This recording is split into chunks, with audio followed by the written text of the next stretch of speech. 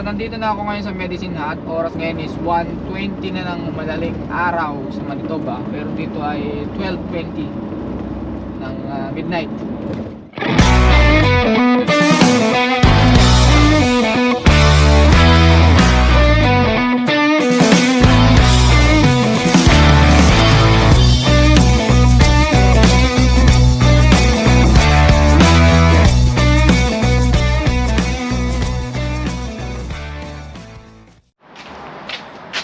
So yun, good day mga kabiyero. So after 2 weeks vacation at bibiyahe na ulit ako ngayong araw na to.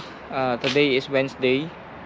So medyo makulimlim, wag masalang mula ng malakas kasi ito, kaya ngayon may project ako dito, hindi ko pa natatapos hanggang ngayon. 3 weeks na. So ito ako lang kasing gumagawa eh. So tatawag ko lang yung kuryente. Kaya hindi ako masyado nakakapag video at nakakapag-edit madalas. So kailangan matapos ko to bago pumatak ang isno. Lagyan ko kasi siya ng patio block. So matagal kasi magpatuyo ng semento. Pinustihan ko para ma-screw ko yung gazebo dyan. Tapos pininis ko pa ng pampinis. Ayan, dami kong tambak. So yun, kapatid muna ako sa Steinbach kasi yung truck ko ay nasa Steinbach. Tapos meron pa ako isang project, ito trailer, meron akong paggagamitan ito. Ito is kapalit lang nung binayad nung nagpagawa ng van. So yan yung binayad. So re-repairing ko lang kasi yung aking RV na pinare-rent and personal use. So yun, papatid muna ako sa Steinbach. So ang biyahe ko ngayon ay papunta ko ng Medicine Hat, dalawang trailer, Alberta. So malapit lang yung biyahe na yun. So magpapatid lang ako kay Mrs. Pero naayos yung aking sa dental, no?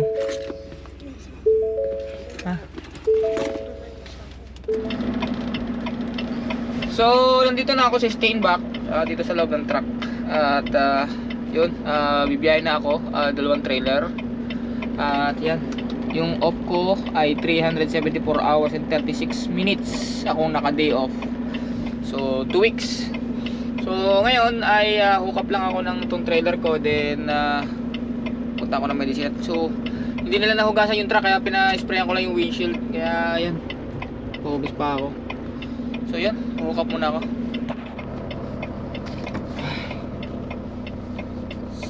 Ready and go. Naka-hook up na ako. Na-pre-trip ko na rin yung aming first trailer at saka yung aking converter. Then as usual, yung aking second trailer ay nandun sa co-op. At nagkaganito na ito.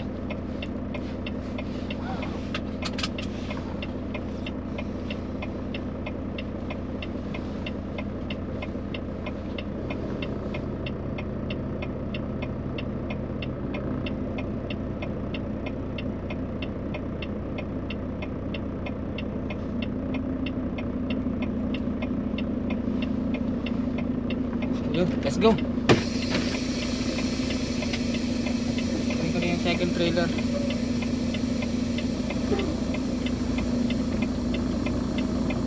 Mabigat.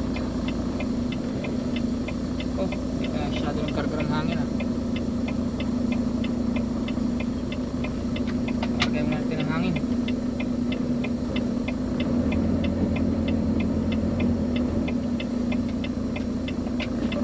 Tagal kasi magkarga ng hangin gawa nung converter.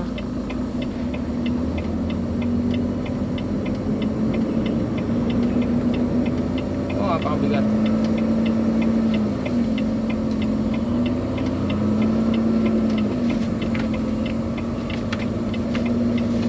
May natin check. Gusto muna tayo ng gate.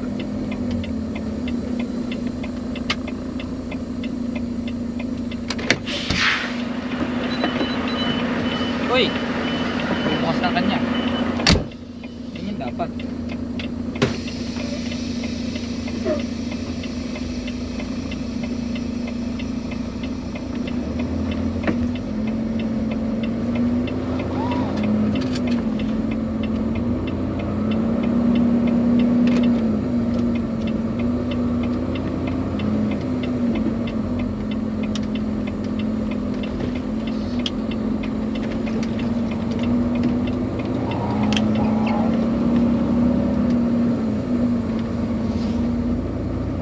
ito kasing truck ay pinag-greasing ko, tapos may pinapalitan ko yung damper nung sa may auxiliary, 4. And ano pa ba? Yung naglilik dun sa valve, sa foot brake valve. Pinalitan ng isang fittings kasi naglilik. So at least nagawa habang nakaupa ko ng 2 weeks. So ang hindi ko walang napagawa ay yung sensor, which is napakamahal talaga ng sensor. So ang parts ay nasa 800 plus, tapos yung labor pa.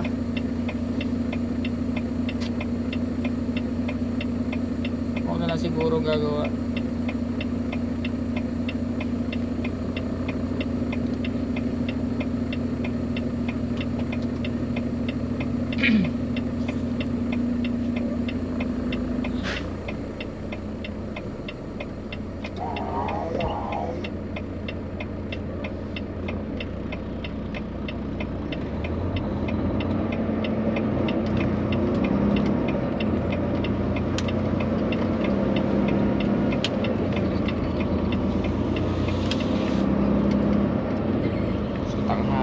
Tinanghali na ng alis.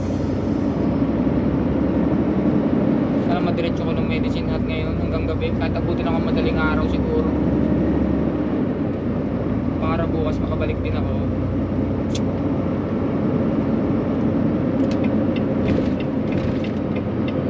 Ito lang ayaw ko na load yung medicine hat namin, na load yung Goodyear, parehas mabigat.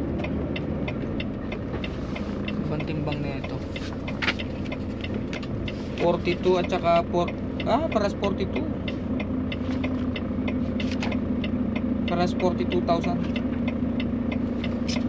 Grabe, mabigat. Okay lang, yun talaga.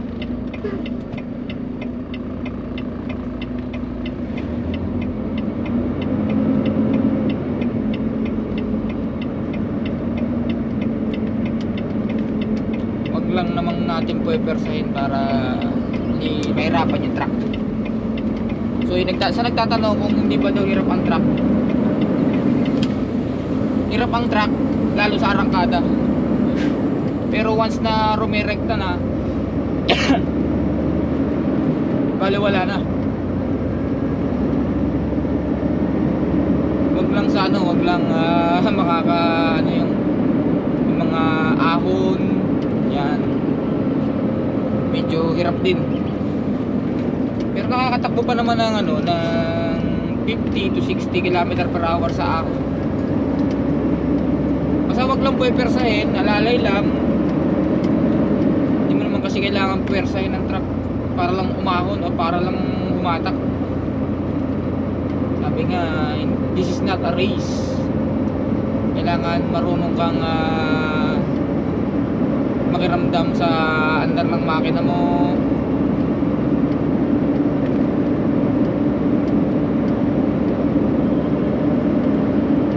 Yan ang buhay ng truck natin sa makina.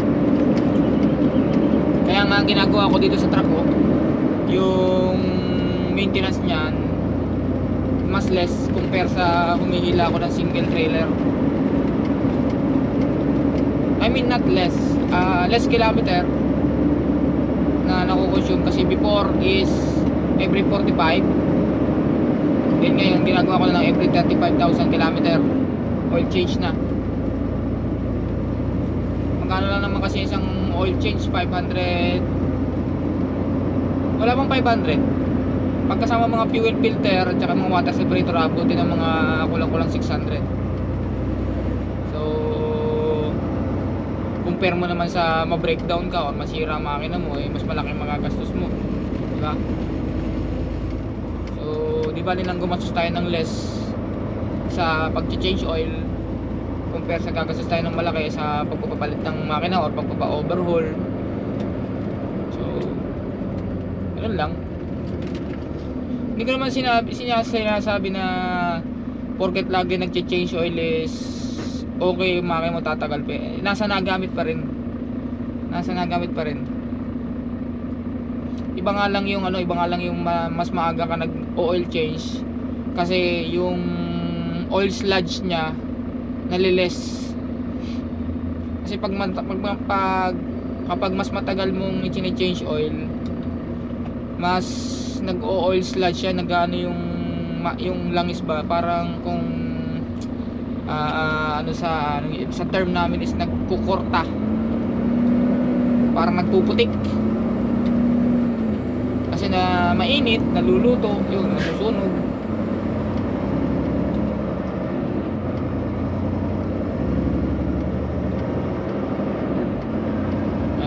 Maganda yung lagi na change oil.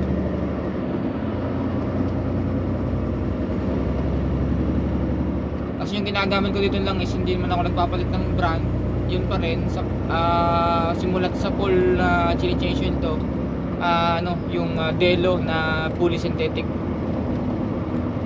blend, Chevron Delo. So nakikita nyo naman sa mga previous upload ko na yung pag-change oil ko, ginagamit kong oil tsaka filter. Sa ano ko pa rin binibili, sa Volvo, kasi may account ako sa Volvo, so may discount, so sayang na yung discount.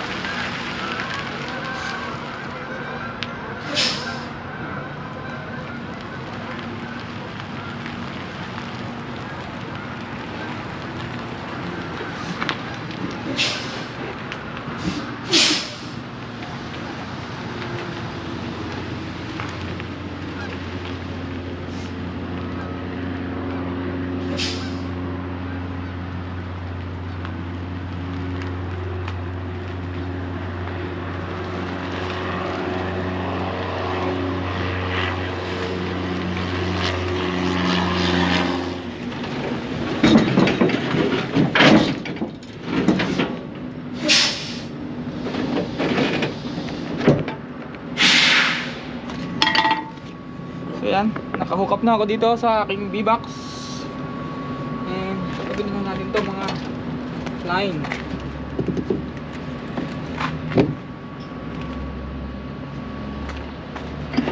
Linya.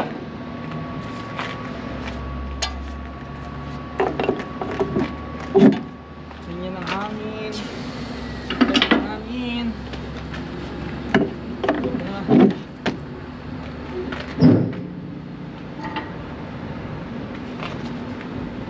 Good.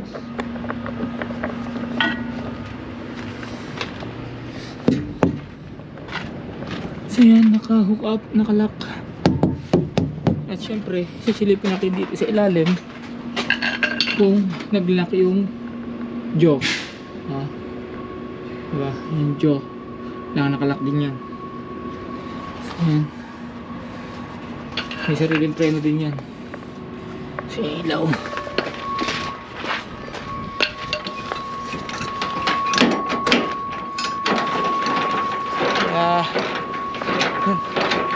Kaya paulit-ulit na lang yung nakikita nyo sa trabaho ko ng LCB.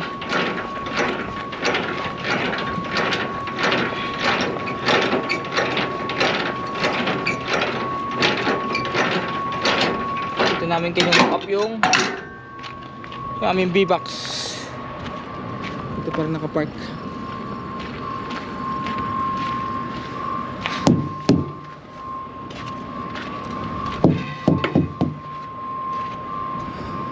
So yan, tinitimbang na yan ng shunt truck driver namin sa yard pa lang bago dalhin dito, para malaman kung alin yung lead and yung second trailer.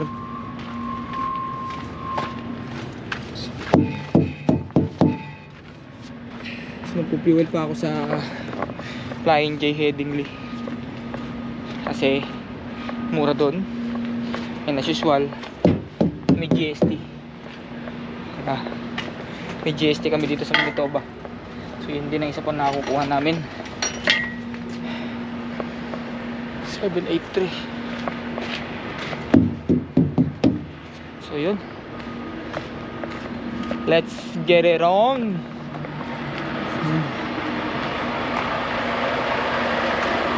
Nahuhook up siya ngayon ng hindi, kahit hindi diretso, kasi makakabisado lang yung pag-atras ng trailer na may converter para ma-hook up yung B-box.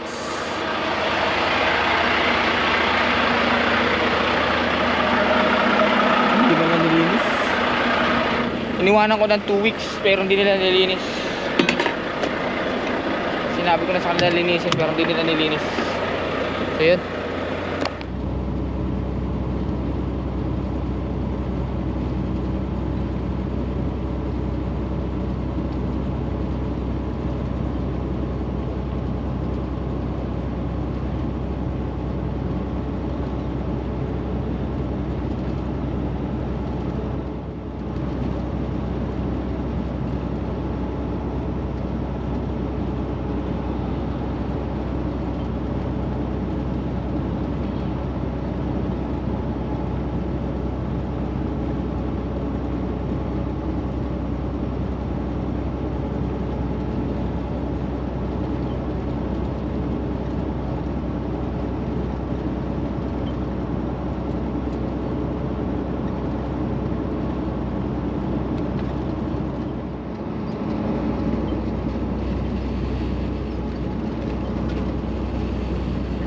Bypass ng Regina. So ilang oras pa itong Medicine Hat is nasa 4 na oras pa dito.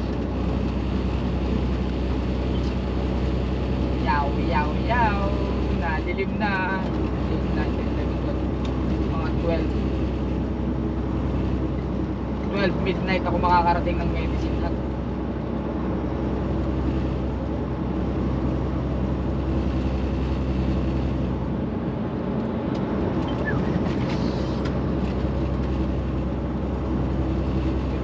Grabe.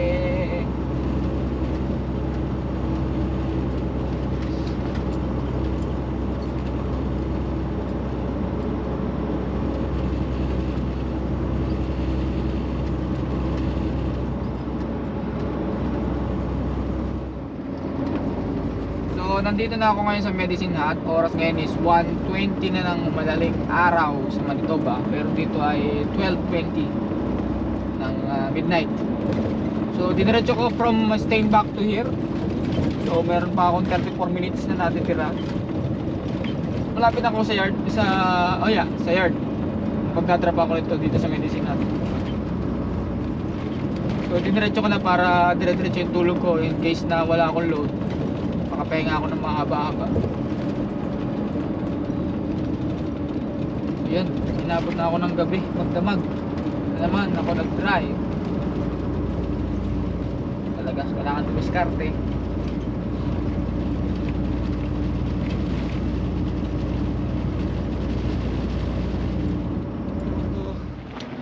So yan, i-park ko na rito. Dito ko na puputulin. Gamot natin ang linggir.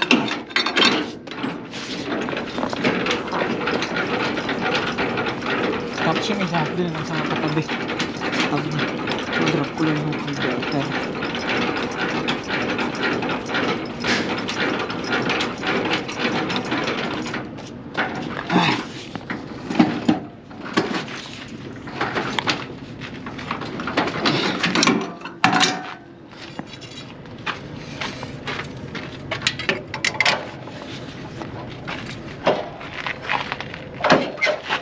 Patay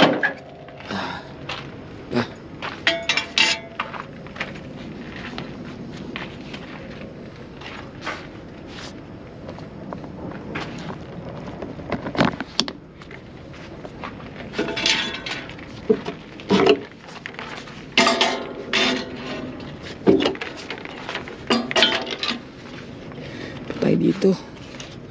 Kunin natin itong isang kable, baka mawala.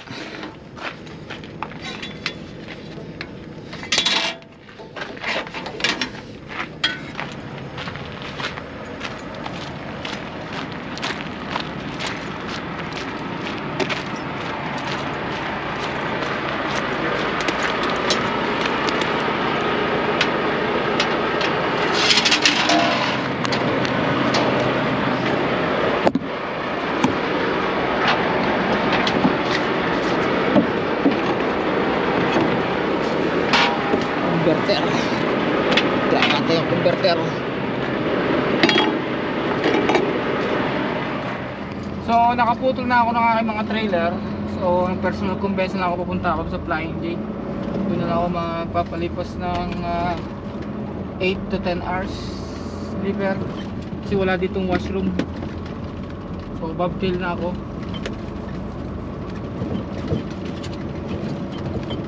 So natira sa akin ay 3 minutes ang natira. So all good. Sagad-sagad yung oras. Sarap itulog ito ngayon.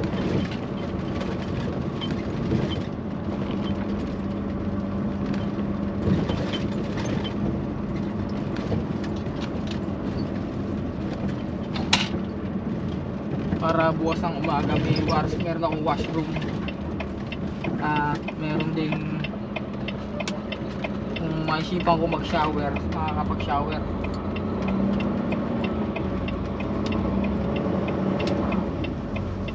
Although pwede dito matulog, sarap sana kasi tahimik. Pero ang problema kasi yung amoy ng rubber. Planta kasi ito, planta.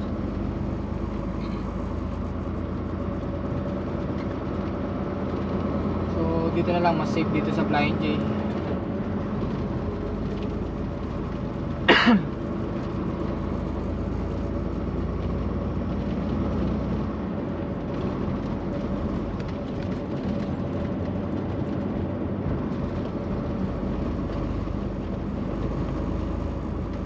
Iwanan ko na yung aking mga trailer doon.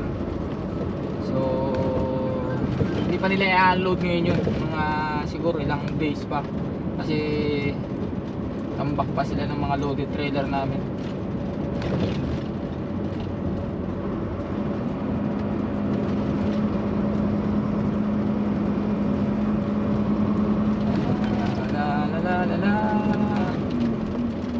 Dito na-pick up din kami dito. I-pick up naman namin dito yung yung carbon black. Papunta rin ang Goodyear sa US. Sa gawing yan mga yung Texas, sa South Carolina. Carbon black, mga gawa ng gulong.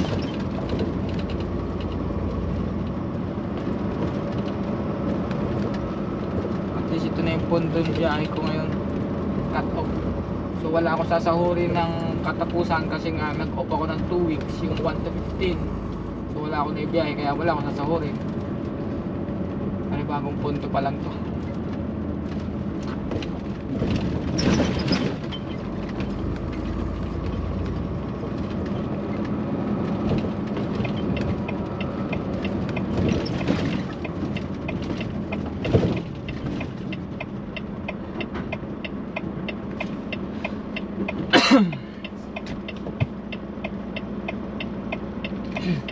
Green, green, green.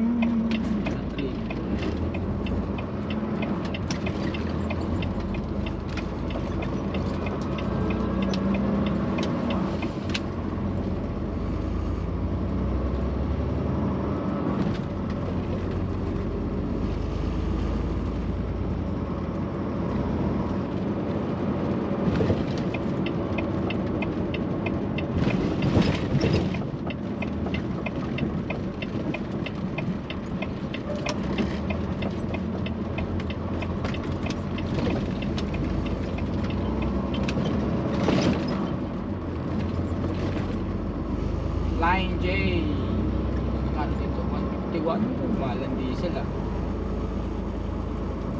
Top up lang siguro bukas.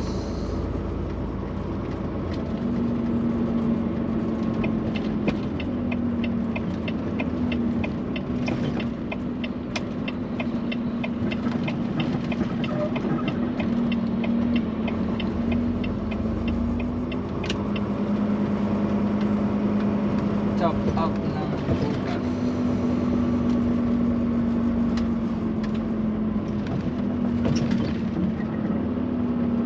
Maganda, dito tayo. Pag wala doon, buka natin muna doon. Kasi dito may mga dumadaan-daan.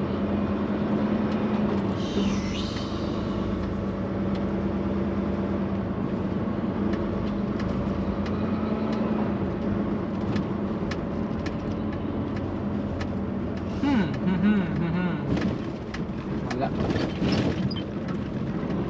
Anong pwesto?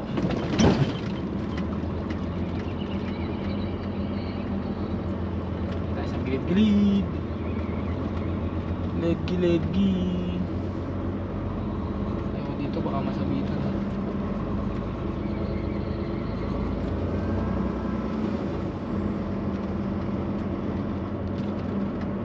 Baka masabitan tayo dyan. Dito tayo para safe. Safe, sabi nga, safe. Pag-bell lang naman eh. Pagkita ng mga trailer. Maluwag dito. Bakante. Ang pag-bell lang. Very smooth. Tayo. Boss, atras. Dali pumarada pagka babtail lang. Wala kang iniisip ng paparking problema.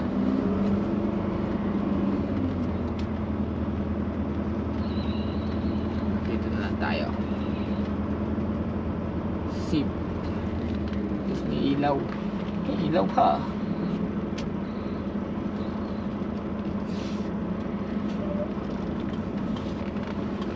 Ha? Diba?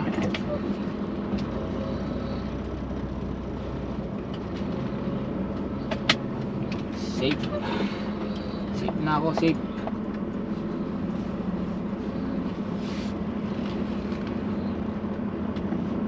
Bukas ng maga wala na yung mga yan. So yan, at dito ko na lang tatapusin tong ating video at magkita-kita na lang ulit tayo bukas ng umaga. At talagang antok na. Mamaya-maya ko na siya papatayin kasi kailangan ipapababa ko muna yung langis niya sa turbo para hindi masira. Kaya ko muna siyang naka-idle. So yun, at hanggang sa muli guys. Ingat po lahat.